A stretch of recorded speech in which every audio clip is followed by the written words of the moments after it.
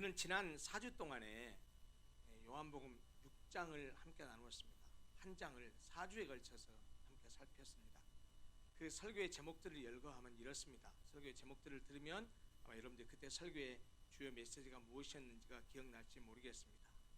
6장 첫 번째 오병이의 기적에 대해서는 기적의 시작이라는 제목으로 말씀을 나누었고, 두 번째 요한복음 6장에 기록된 다른 하나의 표적이었던 풍랑 가운데 찾아오신 예수님, 그리고 세 번째 설교는 왜 예수를 찾습니까?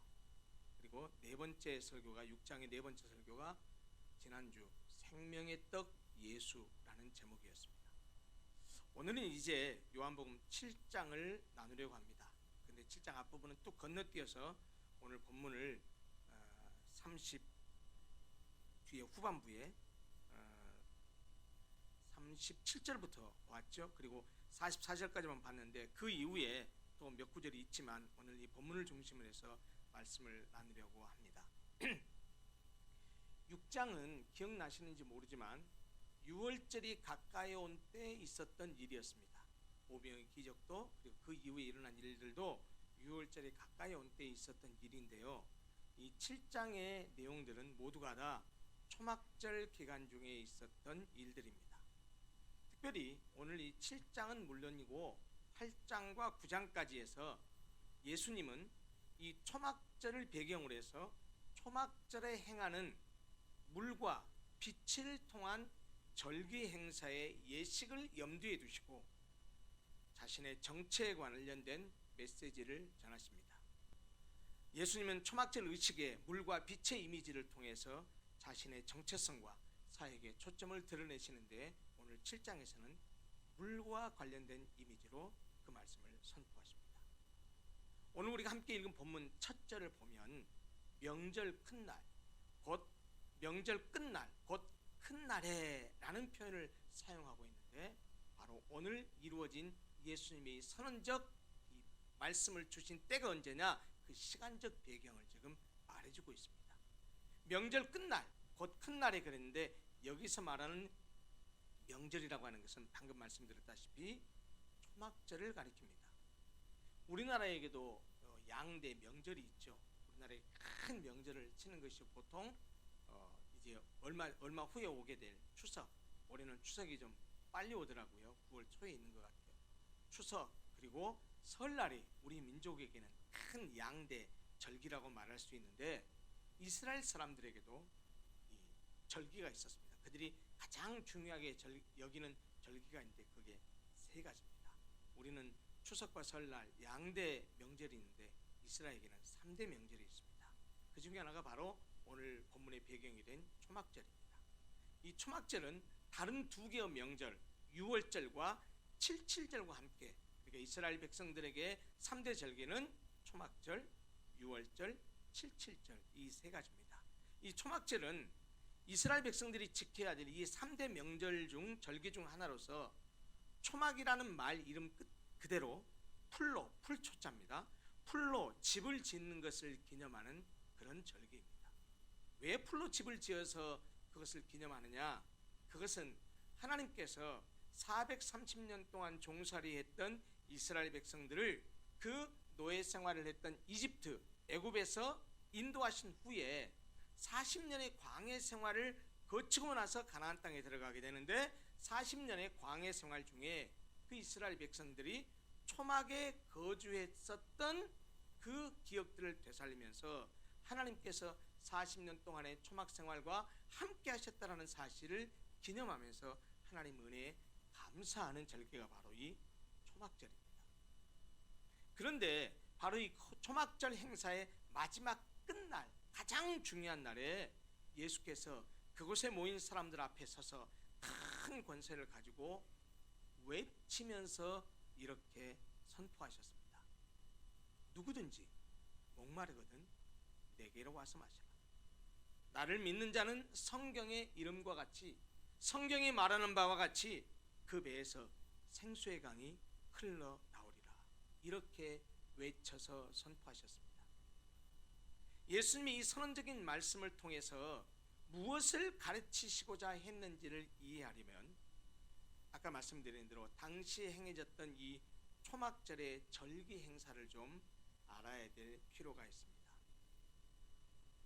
초막절이 되면 유대인들의 3대 명절이기 때문에 성인 유대인들은 어디에 있든지 간에 팔레스타인 안에 거주하든지 멀리 외국에 거주하든지 간에 초막절이 되면 모두가 이 명절을 지키기 위해서 예루살렘으로 올라가서 축제를 벌였습니다.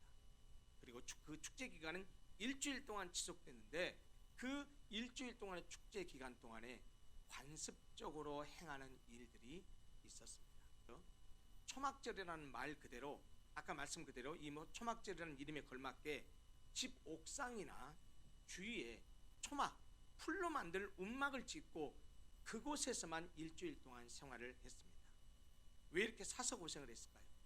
이것은 그들의 조상들이 애굽에서 탈출해서 광야에서 천막을 치고 살았던 생활을 기억하면서 그걸 기념하는 것인데요. 아까 말씀드린 대로 그 광야에서 인도하신 하나님의 은혜를 잊지 않고 감사하기 위함이었습니다. 그리고 또 하나 중요한 의식이 있었습니다. 다른 의식이 있었습니다. 이것이 물과 관계된 의식입니다. 절기가 시작되는 첫째 날부터 여섯째 날까지 제사장들이 앞장을 서고 그리고 각지에서 올라온 유대인들도 동참해서 행렬을 이루는데요. 하루에 한 번씩 이 제사장을 필두로 해서 실로암 연못에 가서 물을 길어다가 앞에 제사장이 가면 유대인 성인들이 졸졸 같이 행렬을 지어가면서 제사장이 실로암 물에서 길어온 그 물을 성전의 제단에 그 물을 부었습니다. 상징적인 의식이었습니다. 이스라엘 백성들이 출애굽 후에 광야에서 생활할 때 하나님께서 그 광야에 물이 없잖아요. 사막이잖아요. 그런데 하나님께서 그들의 물을 내서 생수를 공급해 주셨습니다. 어디에서 물을 공급해 주셨습니까? 반석을 터뜨려서 반석에서 물을 내서 생수를 공급해 주셨습니다. 바로 그 사건을 기념하면서 광야 가운데서도 물을 먹이셔서 인도하신 그 하나님의 은혜에 다시 감사를 드리는 그런 상징적인 행위였습니다. 또 다른 한편으로는 그건 과거의 일이고 또 다른 한편으로는 장래 이 사람들이 추수할 때 풍족한 비를 성경에 보면 이른 비와 늦은 비라는 표현이 나오잖아요. 그렇게 필요할 때 하나님께서 물을 내려주셔서 아주 추수 때 풍년을 좀 얻을 수 있게 해주십시오라고 하는 그런 간구의 마음, 소원을 담은 상징적인 행위이기도 했습니다. 그리고 일곱째 날에는 이 같은 행렬을 7번 연속해서 행했습니다. 그리고 이런 예식 중에 제사장이 선두에 필두로 가면서 물을 붓게 되면 같이 함께 있던 유대인들이 이사야 12장 3절에 있는 말씀으로 크게 환호하면서 찬송을 했습니다. 너희가 기쁨으로 구원의 우물들에서 물을 기르리로다 라는 이 이사야 12장 3절의 말씀을 같이 항상 합창하면서 하나님께 감사와 소망의 기도를 올렸습니다. 이것이 초막절에 항상 행했었던 의식 중에 하나입니다. 그리고 이제 모든 예식이 끝나고 난 다음 날, 오늘 본문 37절이 말하는 대로 명절 끝날, 곧 명절 끝날 큰 날에 라고 하는 그 날을 말합니다. 그날은 안식일처럼 일체의 노동을 금하고 온 회중들과 함께 성회로 모여서 하나님께 희생 제물을 드림으로써 이 초막절이라는 절기의 마지막을 마무리합니다. 그래서 이 마지막 날은 성전 제단에 물을 붓는 의식도 거행하지 않았습니다. 그런데 바로 이 날입니다. 예수께서 성전에 모인 그 회중들을 향해서 초막절의 축제 동안 날마다 길어붓는 실로암 생수를 연상케 하는 생수에 관한 말씀을 하신 것입니다. 뭐라고 하셨습니까? 누구든지 목마르거든 내게로 와서 마셔라 라는 이 말씀을 하셨습니다. 이 말씀을 통해서 초막절 동안 매일 성전 제단에 붓는 실로암 생수의 실체가, 그리고 그들이 그 의식을 행하는 것이 과거에 이스라엘 백성들 조상들이 광야에서 반석에서 물을 얻어서 먹은 그 하나님의 은혜를 기억하면서 그것을 했는데, 그것이 상징하고 있는 광야에서 물을 낸 반석의 실체가 바로 나다. 내가 바로 그 생수요, 내가 바로 그 반석이다 라고 하는 것을 드러내시면서 이 말씀을 하셨던 것입니다. 누구든지 목마르면 당신에게 와서 마시라고 하심으로써 당신이 바로 마른 목을 축일 수 있는 생수를 주시는 분이라는 사실을 선언하신 것입니다. 자신을 하나님께서 보내신 메시아로 믿는 자들에게는 성경을 통해서 약속하신 생수의 강들이 그 배에서 흘러나오게 될 것을 약속하셨습니다. 예수님 말씀하신 것처럼 목마른 사람은 물을 마셔야 합니다. 물을 마셔야 기력을 회복할 수 있고 물을 마셔야 살 수 있습니다. 물론 여기서 예수님께서 누구든지 목마르거든 내게로 와서 마시라라고 했을 때 예수님 말씀하신 목마름은 육체적인 목마름이 아니지요. 영적인 목마름을 말합니다. 영혼의 갈증을 말합니다. 예수님은 영혼의 갈증을 느끼는 사람, 영적인 목마름에 시달리는 사람, 구원에 대한 갈급함이 있는 사람은 누구든지 어떤 사람이든지 아무라도 당신에게 나와서 그것을 충족시켜주는 생수를 마시라고 말씀하고 있습니다. 그러면 그 배에서, 배라는 걸 뭘 말합니까? 그의 내면을 말하죠. 그의 내면에서 생수의 강이 흘러나올 것이라고 말씀하십니다. 예수를 믿는 사람은 그 내면에서 예수께서 주시는 은혜의 생수가 강물처럼 흘러나와서 영적인 갈증을 깔끔히 해소해주고 참된 기쁨과 만족을 누리게 된다라는 말씀을 하고 있는 것입니다. 그리고 그것에 대해서는 이미 성경이 그렇게 약속하고 있다라고 말씀하셨습니다. 예수님이 나를 믿는 자는 성경의 이름과 같이, 성경이 말하고 있는 바와 같이 그 배에서 생수의 강이 흘러나오리라 이렇게 말씀하신 이유가 뭐냐면 이미 성경이 그렇게 약속하고 있다는 사실을 다시 확인시켜주는 그런 말씀입니다. 그런데 성경의 이름과 같이 그랬는데 구체적으로 성경 어디에 예수께 나와서 예수께서 주시는 그 생수를 마시면 그 속에서 생수의 강이 흘러나온 넘친다라는 말이 성경 어디에 구체적으로 기록되어 있을까요?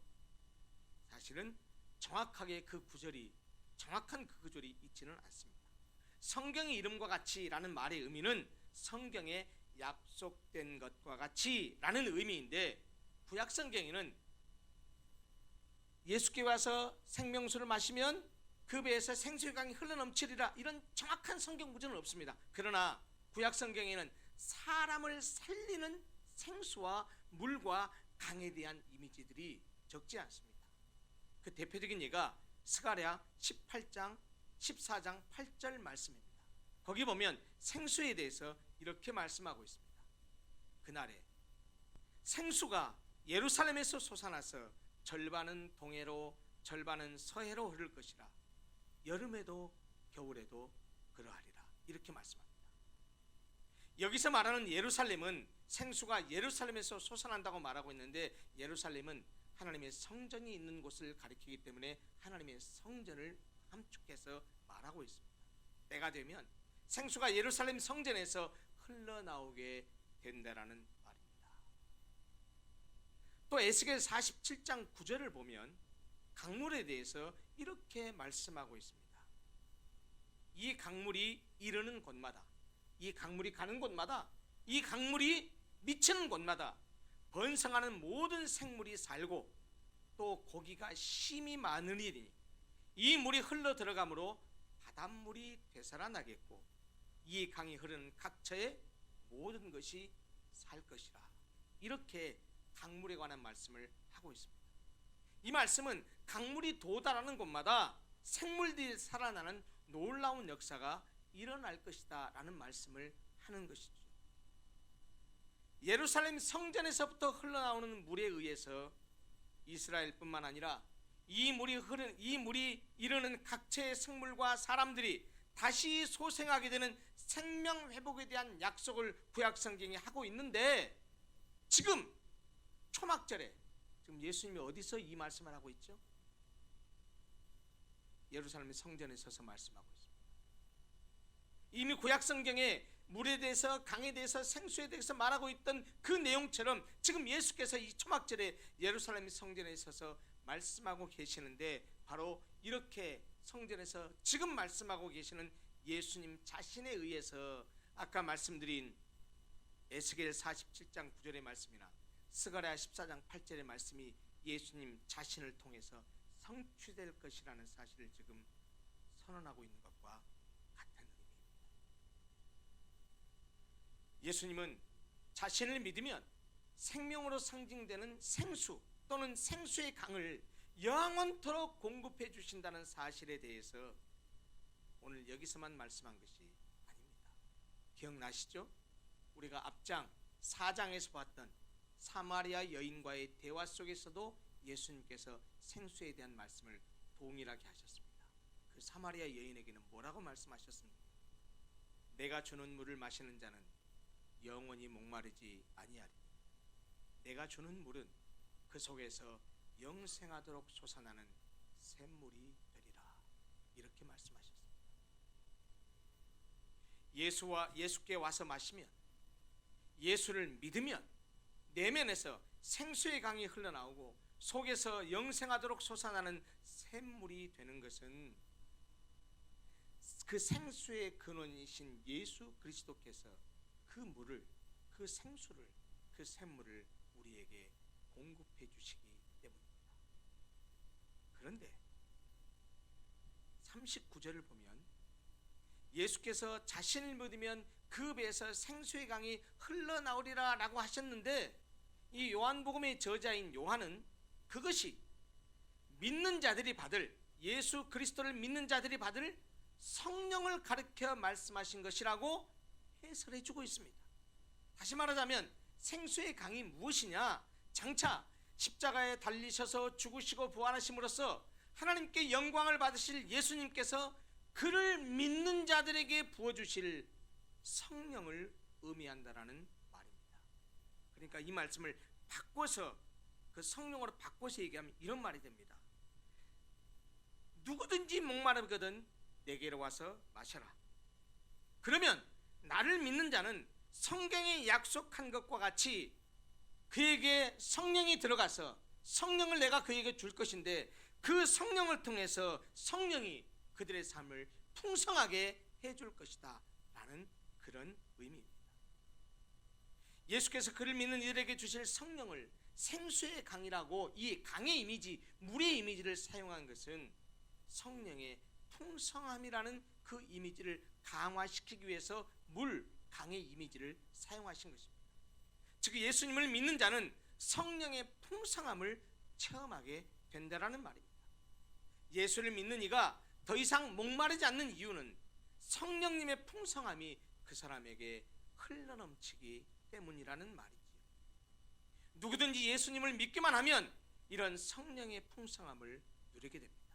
누구든지 예수님을 믿으면 그 인격의 심연에서 생수의 강이 흘러넘치는 풍성한 생명의 축복들을 향유하게 된다라는 말입니다.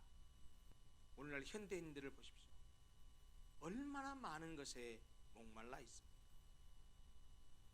쾌락에, 취미에, 돈에, 성공에 목말라 있습니다. 하나님을 떠난 죄로 인해서 영혼을 죽일 수 있는 생수를 먹지 못하기 때문에 바로 그런 것들을 목말라 합니다. 하나님을 떠난 인간은 생수의 근원을 대체할 무엇인가를 스스로 찾으려고 해요. 스스로 물을 얻을 수 있는 노력을 해서 스스로가 자기가 물을 구할 수 있는 웅덩이를 파려고 노력한다라는 말입니다. 물론 그렇게 해서 어느 정도 풍요와 즐거움을 누릴 수 있을지는 모르지만 그것을 통해서 하나님이 주시는 참 평안과 만족을 대신할 수는 없습니다. 자력으로 얻은 것은 하나님이 주시는 생명과 거리가 먼 것입니다. 인간의 모든 목마름의 뿌리는 생명과 사랑의 근원이신 하나님으로부터 떨어져 나온 인간의 실존적 불안 때문임에도 불구하고 사람들은 영혼의 목마름을 주님이 주시는 생수가 아닌 엉뚱한 것으로 해소하려고 몸부림치고 있다는 말입니다. 아까 말씀드린 대로 쾌락으로, 취미로, 돈으로. 영혼의 목마름을 해소하려는 것은 통증을 일시적으로 완화시키기 위해서 진통제를 먹는 것과 같습니다. 진통제를 먹으면 통증이 일시적으로 해소되지만 진통제는 치료제가 아닙니다. 생수의 강이신, 생수의 근원이신 예수님만이 인간의 목마름을 해결해 줄 수 있는 완전한 생명수요 영원한 치료제입니다. 따라서 영혼의 목마름을 해소하려면 생수를 주시는 예수께 나와야 됩니다. 예수를 믿어야 됩니다. 예수 그리스도를 통해서 죄를 용서받고 그가 주시는 영생수를 마실 때만이 인간은 영원한 만족을 얻고 생명을 누리게 됩니다. 하나님께서 우리를 만드셨죠. 하나님께서는 인간을 창조하시면서 경보장치를 하나 달아두셨습니다. 그 경보장치 중에 하나가 바로 갈증이라는 것입니다. 몸 안에 물의 양이 줄어들어서 수분량이 기준치 아래로 떨어지면 몸은 갈증이라는 신호를 보냅니다. 우리의 영혼도 마찬가지입니다.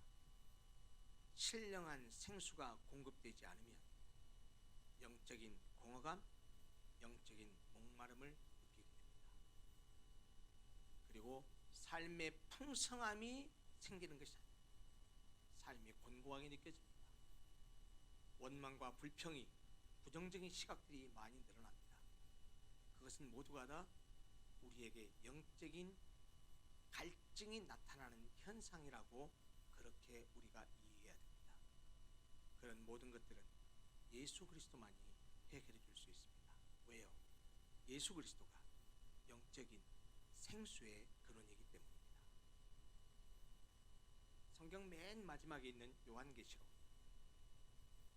요한계시록 마지막 부분 21장과 22장을 보면 거기에 보면 예수 그리스도의 신부인 하나님의 백성들을 위한 새 하늘과 새 땅, 새 예루살렘에 대한 묘사가 자세히 나오는데요. 거기 보면 새 하늘과 새 땅에는 생명수의 강이 흐릅니다. 그 강 좌우편에는 생명나무가 있다고 묘사되어 있습니다. 그런데 그 생명수 강의 근원에 대해서 요한계시록 22장 1절과 2절이 이렇게 말합니다. 들어보십시오. 또 그가 수정같이 맑은 생명수의 강을 내게 보이니 하나님과 및 어린 양의 보좌로부터 나와서 길 가운데로 흐르더라. 무엇이요? 생명수가 그렇게 흐른다는 거예요. 그 생명수의 근원이 어디서부터 나온다는 말입니까? 하나님과 어린 양 보좌로부터 나온다고 말하고 있습니다. 그렇습니다.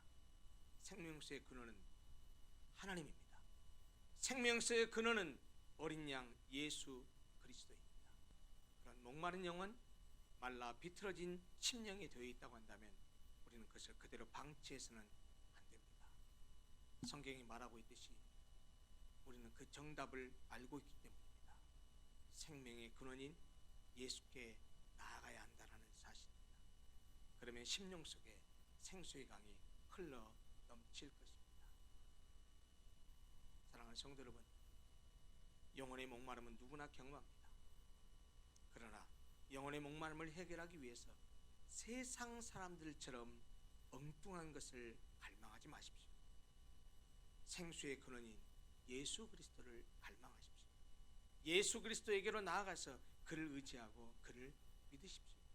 그가 우리의 갈증을, 그가 우리의 목마름을 해소해 주실 것입니다.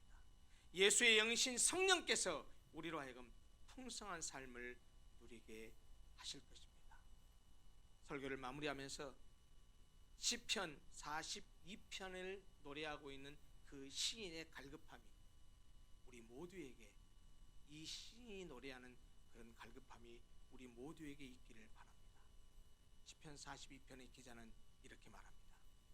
하나님이여, 사슴이 시냇물을 찾기에 갈급함같이 내 영혼이 주를 찾기에 갈급하니이다. 우리 모든 성도들이 생수의 근원이신 예수님께 나아가서 그가 주시는 생수를 마심으로써 속에서 역사하시는 성령 하나님이 주시는 충만함과 풍성함을 누리고 사시기를 바랍니다.